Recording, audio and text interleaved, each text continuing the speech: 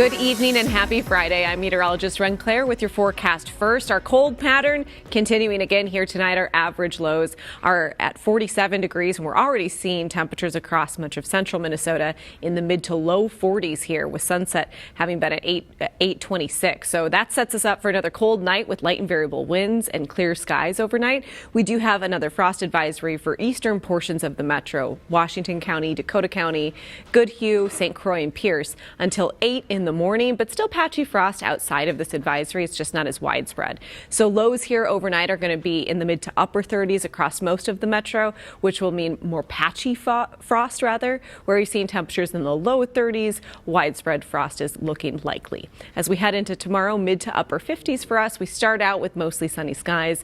We have the chance for a couple sprinkles by the evening, more so Saturday night. And as we head into your Mother's Day forecast, it's dry with partly cloudy skies, a little below average, but a quiet Mother's Day forecast and a quiet start to next week. I'll take a closer look at when we warm up to more seasonable temperatures in about 15 minutes. Nightcast starts now.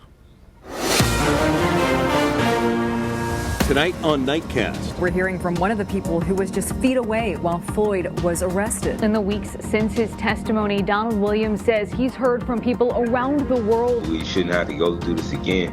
No one, should have to witness this like I have. What was your reaction when the verdict came down?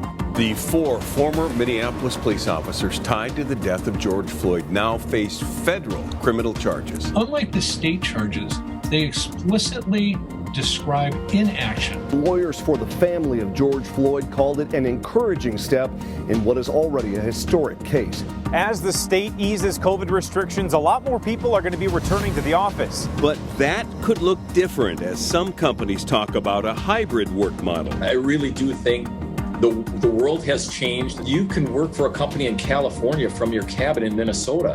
I mean, that's going to happen in the next months ahead of us. A busy Mother's Day weekend for flower shops. And sure enough, the phones went off the hook the last 2 days. But are you getting what you pay for? So they made a fortune off this order, and the customer did not get that. Those stories and more on this Friday, May 7, 2021. Good evening. I'm Kevin Dorn, and this is Nightcast. In the trial watched around the world, more than 40 witnesses took the stand. Testimony lasted for nearly 3 weeks. In the end, a jury found ex-Minneapolis police officer Derek Chauvin guilty of all 3 counts against him in the death of George Floyd. Donald Williams was among the first to testify. He watched what happened at 38th and Chicago last May as Chauvin knelt on Floyd's neck, eventually killing him.